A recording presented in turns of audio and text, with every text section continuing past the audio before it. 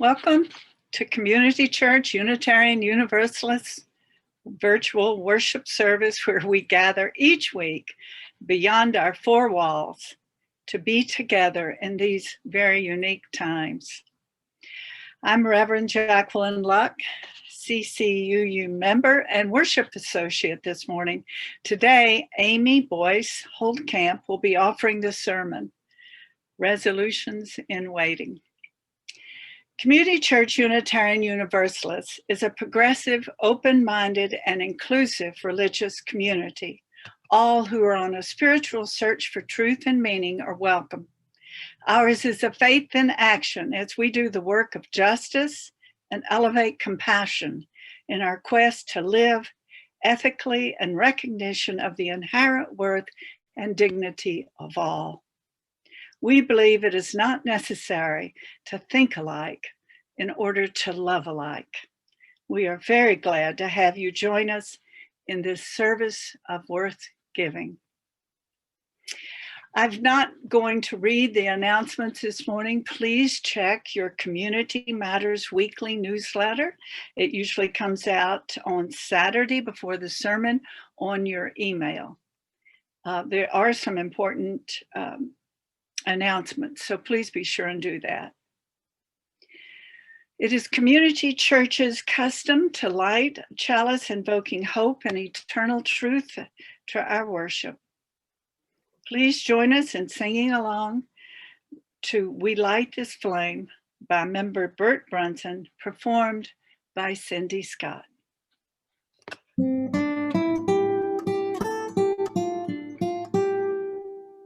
We light this flame to affirm the light of truth and knowledge, the warmth of love and community, and the fire of hope and commitment.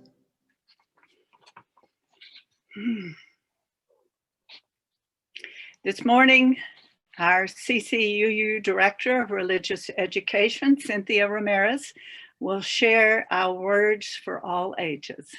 Welcome, Cynthia. Thank you. Good morning, everybody. I'm going to share a little reading with you. It's called A Meditation for a New Year. It's by Amy Popey. I guess I spelled her name right. My friends, we have arrived. We are here in this new year. Yay! We have crossed the boundary of time into the next year with all the resolutions and plans and schedules ahead of us. Let us pause just for a moment before we boldly go onward. Let us pause to hear the breathing of those around us, to feel their presence in this room, to know their presence in our lives. Let us pause to consider the trees, their branches stripped bare, their elegant architecture on display. Let us pause to feel the spirit of life and love that ties us to each other, that winds its way through our very bones and settles in our heart. Before we move on, armed with the resolutions that will shortly be forgotten in the day-to-day of living, let us notice what it is that remains every year, every day. What exists beyond schedules and months, beyond time. It welcomes us to life, not just at the start of the year, but every day. And let us answer, Amen.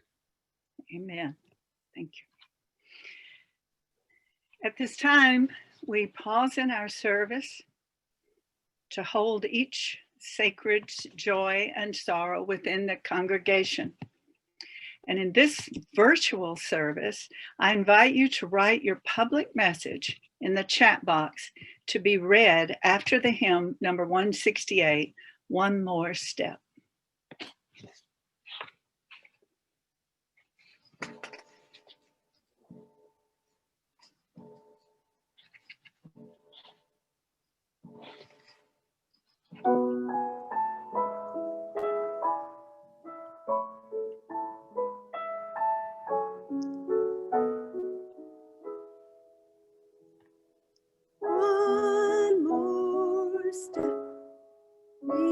take one more step till there is peace for us, and everyone will take one more step.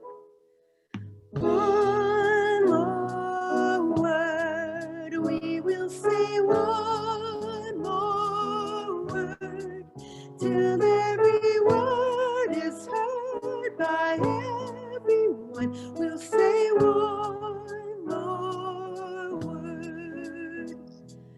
One more prayer, we will say one more prayer, till every prayer is shared by everyone. We'll say one more prayer.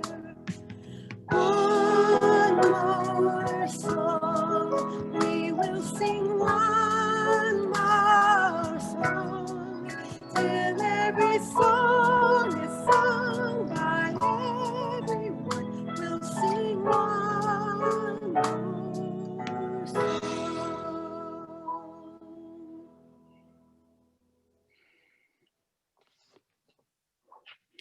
At this time, I usually read, there we go, the joys and sorrows. I see just one this morning from Jim O'Neill.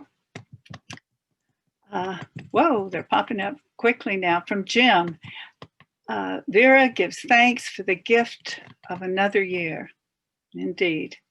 Howard Milkey, joy for the beautiful sunlight and completion of the elections.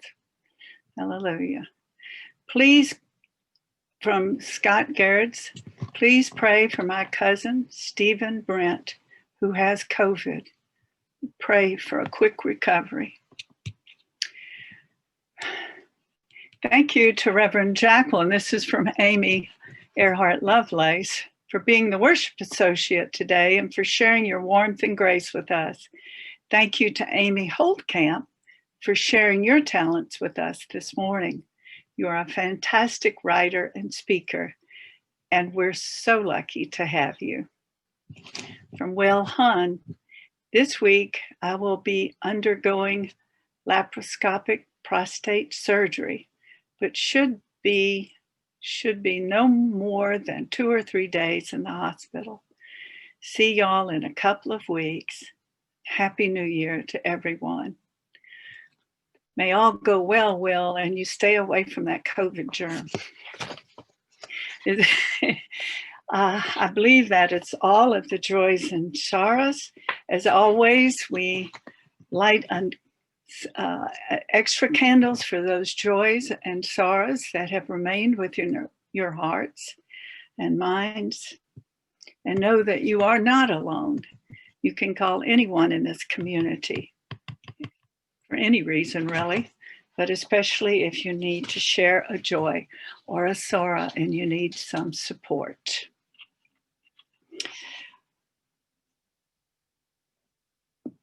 Now we have a reading from Amy Earhart Lovelace. It is called To the New Year by W.S. Merwin. Good morning.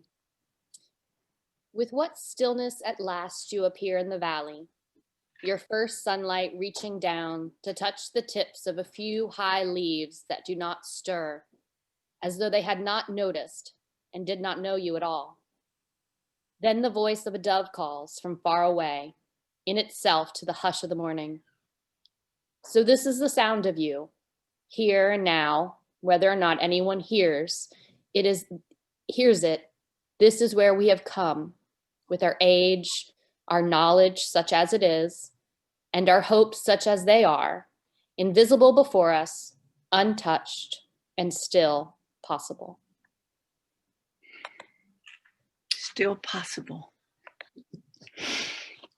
Community Church Unitarian Universalist is a self-sustaining congregation. I used to say there's no money that comes from on high anywhere.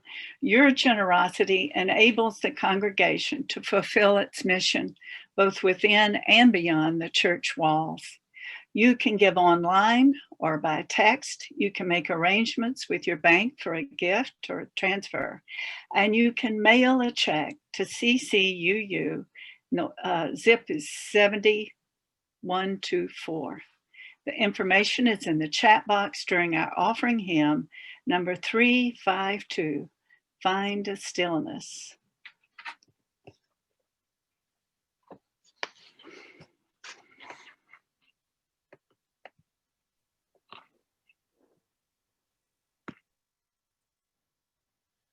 Find the stillness, hold the stillness, let the stillness carry me. Find the silence, hold the silence, let the silence carry me. In the Spirit, by the Spirit, with the Spirit giving power, I will find true harmony. Seek the essence, hold the essence, let the essence carry me. Let me flower, help me flower, watch me flower, carry me. In the Spirit, by the Spirit, with the Spirit giving power, I will find true harmony.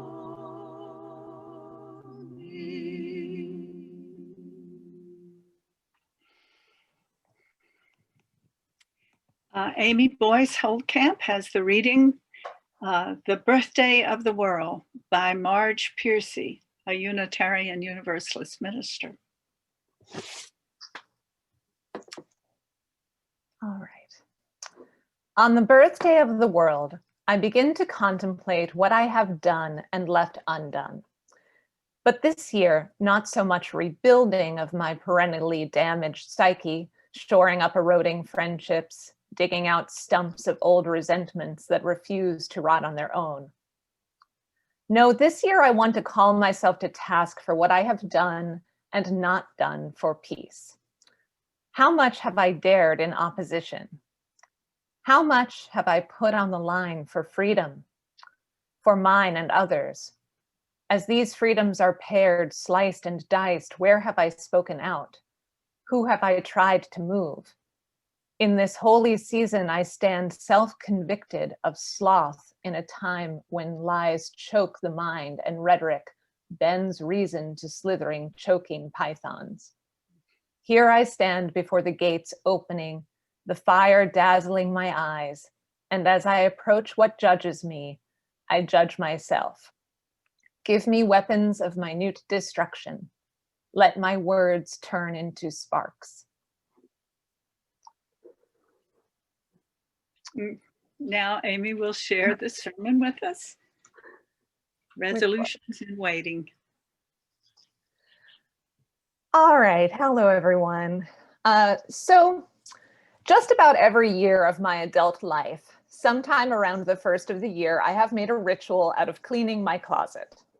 I go through everything in it, try things on, make a pile of things that need to be repaired, a pile of things that are so ratty or stained that they need to be tossed, and a pile of things that I don't wear anymore to be donated. My usual rule of thumb is that if I haven't worn something in a year, it goes. So I tried to follow through with this New Year's ritual a few days ago, but when I opened my closet, I was paralyzed. I hadn't worn any of it. I let my fingers run over the hangers of dresses and silk blouses, of frilly skirts and sharp blazers, and greeted them like old friends. I haven't really gone anywhere in over 8 months, certainly not in a blazer or even more absurd in a dress. I'm lucky enough to have a job teaching, and so far we've been virtual this year. So I've not really opened the doors to my wardrobe in ages. Thinking of weeding through these clothes gave me hives. I have no idea what clothes I will wear when I need real clothes again. Clothes with a waistband? Will any of these clothes still fit when the pandemic is over? Will I be able to stand wearing heels with those dresses when this is over after living for months in sneakers and comfy socks? Will I even be the kind of person who likes to wear blazers when this all is over? Will I even still like the color red? Will I be so fundamentally changed by all of this that the contents of my closet will remain foreign to me, like items hanging in a consignment shop dropped there by some unknown woman who is roughly my same size? Will I even be me when all of this is said and done? In a time when cleaning your closet leads you to an existential crisis in under 5 minutes, it's hard to know how to greet this year. But we made it. Here we are in 2021. We've finally said goodbye to 2020. And has there ever been a new year more eagerly anticipated than 2021? Has there ever been a single year more reviled than 2020? After all, 2020 brought us unsuccessful impeachment hearings. Yes, that was just this year. Brexit, devastating bushfires in Australia, deadly earthquakes in Mexico and Turkey, a typhoon in India and Bangladesh, flooding in China, India, Nepal, and Somalia, multiple explosions in Beirut, West Coast wildfires, a hurricane season with 30 named storms, and of course, COVID-19. By the time news hit of literal locust swarms and something called murder hornets, most of us could only shake our head and sigh. 2020. As if those 4 digits were all the explanation needed for any phenomenon. In August, when I saw a headline announcing that NASA believed an asteroid would be heading near the Earth's gravitational pull on or about Election Day, I didn't even bat an eye. If there was ever a year that seemed ripe for cataclysm, it was 2020. We are used to New Year's Day being a time for fresh starts, clean slates, and new beginnings. We're used to Dick Clark, now Ryan Seacrest, dropping that 1,200-pound ball of Waterford crystal in Times Square and ushering in a new year full of new possibilities. We're used to saying goodbye to all of the shattered hopes, broken dreams, and disappointments of the previous year. New Year's is supposed to be a time of second chances. The promise of a new year is intoxicating, but in all of the excitement around the exit of 2020 and our hopes that things will change in 2021, we must acknowledge what won't and can't change, not yet. Just last night, against my better judgment, I clicked on one of those videos of an unmasked shopper freaking out in a store at some poor, tired employee. Healthcare workers pleaded with the young woman to wear a mask and protect others. And though she offers some weak, misinformed reasons to support her decision not to wear a mask, the thing that really stood out to me was her repeated refrain. "I'm done. I'm done," she keeps saying. I think we're all done. We're done with 2020, with COVID, with loneliness and deprivation and suffering. We're done with all of it. Unfortunately, it does not seem to be done with us. The number on the calendar has changed, but little else has. COVID is still raging. People are still struggling with illness and unemployment. As I was writing this, I got a text from the city saying that our number of new cases per day had topped 200. President-elect Joe Biden recently said that our darkest days in the battle against the pandemic are, quote, ahead of us, not behind us. It strikes me that January 1st this year ushered in not a new year, but a kind of second advent mixed with Groundhog Day, or at least the movie Groundhog Day. A new season of waiting that rather than ending with the arrival of a savior just goes on and on and on. One day like the next. It's almost as if it's not 2021 at all, just 2020, the sequel. I even saw someone on Twitter today refer to today's date as December 31st, 2020. So how do we greet this year? How do we even think about making resolutions for a new year when the old year has so tested our resolve? Yet we're sort of hardwired, aren't we, by our Western calendar, the relentless January advertisements urging us to equate the new year with a new you, and even geologically by our Earth's return toward the sun for a restart at this time of year. How do we balance and reconcile this seemingly innate impulse to turn the page with the need to simply stay the course? I mean, it's in my bones. There's something in the chill in the air and the angle of the light right now, the way the lights on the Christmas tree still glow but seem to have lost their magic, that has me wanting to shake off the past, rev up the future, move on, make lists of all the things that I want to do and accomplish. And I scare myself because most of the things on that list would be impossible to do right now, or more to the point, impossible to do safely. Still, I can't seem to squelch my impulse for January list making. I know we all have a long mental list of the things we want to do after the pandemic. Some of the things on my list are make dinner for friends, hug my mom, go to the movies. But in the meantime, I thought I would share with you some of my resolutions for the time before we get to break out those lists. Some resolutions in waiting. My first resolution may seem a little paradoxical, but my first resolution is to abandon resolutions, not just for 2021, but forever. At least the kind of resolutions I'm used to making. Ones that are based on the premise that there's something wrong with me that needs to be fixed. I'm not making any resolutions that grow out of my perceived failures and inadequacies.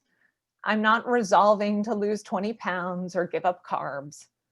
I'm also not building any resolutions around any of the promises of life-changing results from any of the gadgets or programs advertised incessantly this time of year. When we make those kinds of resolutions, we start the year full of energy and hope, but most of us end up feeling like losers by February 1st.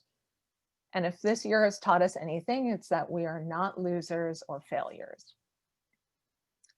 Gretchen Rubin, author of The Happiness Project, is a big proponent of something she calls the to-do list.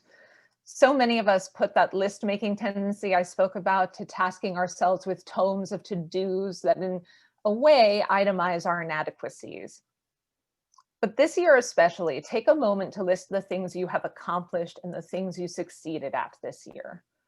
This year allows us a unique moment to really see successes in the small yet meaningful moments that make up a life, rather than searching for success only in wealth, promotions, and the other gold stars we're so used to touting in our holiday letters.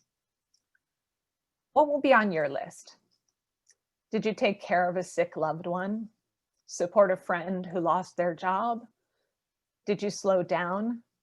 Were you one of the folks that taught themselves how to make sourdough bread? If so, I'll give you my address and you can make any deliveries that you want at any time. Did you manage to teach your child and yourself new math during online school with only minimal yelling and self-medicating with gluten-free Oreos from Trader Joe's? Did you become more politically engaged or throw yourself into learning about racial justice for the first time? What's your ta-da? My second resolution is to enjoy the quiet while I can. We're all hoping for a time this year when the world will open up again and it will be safe to see our loved ones. And when that time comes, watch out. All of those clean calendars we're hanging up this week are going to be booked solid. We thought we used to be overcommitted. We thought we used to have FOMO or fear of missing out. How are we going to say no to anything when we remember the bitterness of being kept from one another? Although I desperately want to be near all of you again, I'm a little worried that we're only a few months away from stepping on the social hamster wheel of all time. So while life has to be a bit quieter, I resolve to give in to it and enjoy the quiet nights in and the emptiness of my dance card. I'm also trying to pay attention to the things that have soothed me during this time and the things that I thought would comfort me but didn't. I've rediscovered classic film, Black and white movies comfort me in a way that no Netflix binge can. I've realized that it's a lot easier for me to exercise outdoors than it is to drag myself to a gym. I was Zooming with friends in New York and LA recently, and one of them said wistfully, "Oh, I'm going to miss this." We had to remind her that we could still do virtual happy hour after COVID is under control. I do feel like I've learned things about myself, my family, life during this time, and I'm determined not to lose those things when the calendar is flooded again. After all, normal life in normal times will still give us plenty of need for comfort. As Joe Biden said, things are likely to get worse before they get better. None of us knows what the next few months have in store for us. But no matter what happens, I really want to revel in the knowledge that I am not alone. So that's my next resolution, to know and feel that I'm not alone. This fall, one of my former students asked the question, did the country really feel united after 9/11? She had heard people talk about that a lot, but it felt impossible for her to believe that it was true, given everything that has happened since, and particularly the rampant racism against Muslims in the days following the 9/11 attacks and beyond. I thought about that for a long time. I don't know if we were united, but I do remember being in New York City, checking on a friend a few days after 9/11 and feeling a particular energy on the street. It felt familiar, which surprised me because I'd never been through anything like that before. When it hit me what the feeling was reminding me of, I was shocked. It felt like Christmas time in New York. Even though this feeling was born out of trauma and not celebration, there was connection. Strangers were being gentle with one another, holding doors for one another, looking each other in the eyes. They were sinking into this feeling of an experience that had touched them all.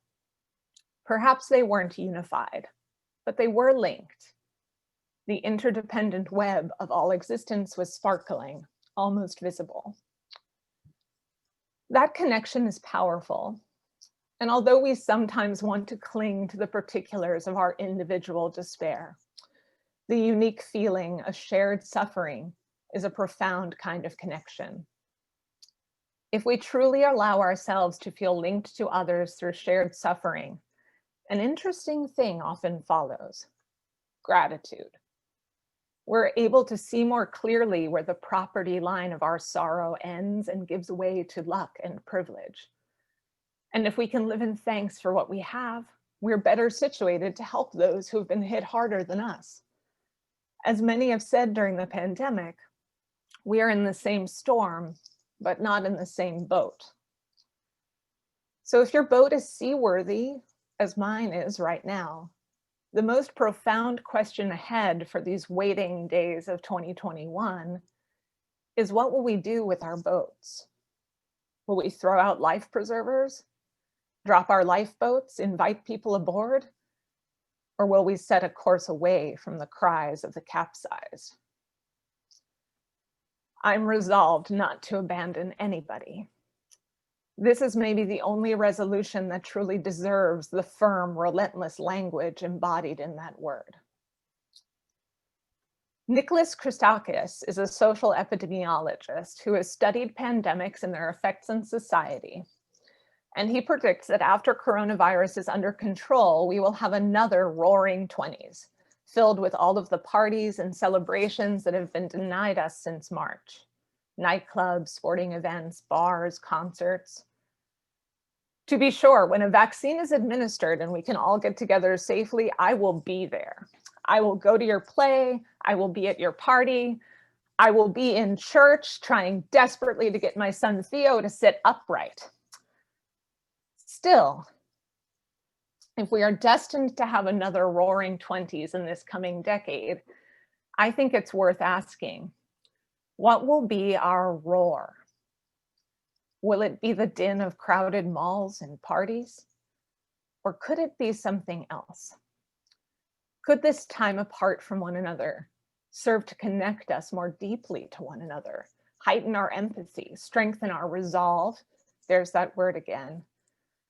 Could our ultimate resolution, our roar for the current 20s, be to demand justice, equity, kindness, and comfort for us all?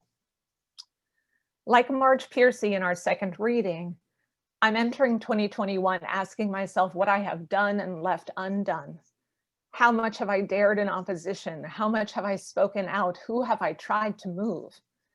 And most importantly, I'm translating those questions into the future perfect. What will I, and how much will I, and who will I? It's hard to wait to see one another again, to hold each other, to sit with one another, to laugh with one another. But as epidemiologists remind us, all pandemics throughout history have ended, and they've ended even without vaccines. This one will end too. We will be together again, but sadly, our waiting will not be done. There will still be the wait for justice. There will still be those waiting to be heard, waiting to be seen, waiting to be fed. As we wait for this time in our lives to be over, I do think there's comfort and inspiration in remembering and connecting to those who have endured and are enduring and will continue to endure. For many of us, this is the first time our survival has become a part of our daily ritual. But for many fellow citizens, the pandemic is dragging them deeper into an all too familiar fight for their lives. There is so much that we have been waiting for as a nation. It's tempting in this current time of crisis to imagine the wait ending with the expulsion of Trump from the White House and the arrival of the vaccine. It's tempting to want to return to normal, but we have to reject normal if normal is a continuation of suffering for so many of us. I'm amazed at how quickly the world has been able to rally and work to roll out a vaccine. It's always amazing to me how effectively human beings can solve problems once we have decided that they're important and must be solved. And it is equally demoralizing to think of all the problems that we collectively have decided can wait. This New Year's Eve, I thought a lot about the first watch night, when enslaved people gathered in churches and abolitionist homes on December 31st, 1862, to wait for confirmation that the Emancipation Proclamation would go into effect in the new year. By then, Black people in America had already waited over 200 years to be recognized as free. I thought about the anticipation they must have felt that night. When the news came that morning, it should have been a relief, an end, a deep breath. But it was only the beginning of a seemingly endless line of waiting. The wait for all enslaved people to know freedom, a wait for the vote, a wait to end sharecropping and Jim Crow, a wait for civil rights, a wait to end police brutality and wage inequality and mass incarceration. Another endless advent of waiting for the arrival of something promised but not attained. Maybe it's not a bad thing that we have Advent on repeat in 2021 instead of a new year. After all, Advent is not only about waiting, it's about preparation. It's really striking to me that the story of Advent and the beginning of the new year are represented by the arrival of a baby, Jesus and baby New Year. We celebrate both arrivals as if something miraculous has already happened, that something has been attained. But really what has arrived is the hope and potential for something miraculous, not the miracle itself. Jesus is born a helpless infant, not a ready-made, fully grown Messiah ready to offer deliverance. And yet his birth is something to be celebrated because of what it represents, the promise of peace on earth, goodwill toward men. But first, he must be cared for, nurtured, allowed to grow. This baby new year of 2021 needs nurturing and care too. How can we prepare ourselves now for the time to come? I have to admit, sometimes in the middle of a walk or running to the grocery store, I look around at everyone in masks and I tear up a little bit. You can't tell because my glasses are perpetually fogged up because of the mask, but it moves me to see us all taking such good care of one another. So, as we wait for the Georgia election results, for Joe Biden's inauguration, for test results, for survival checks, for a vaccine, for herd immunity, for restrictions to be lifted, as we wait for all the things and people we miss, let's resolve to use 2021 to take even better care of one another, to lay the groundwork for a truly roaring 20s. Let this be the time that we finally demand an end to economic inequality, racial inequality, climate inaction, and so much more. Let's make sure that we let those in power know that we are tired of waiting.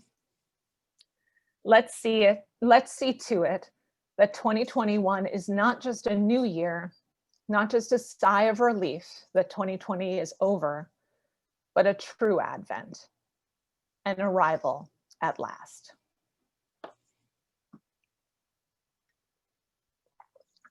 Finally, our benediction today is from Beyonce.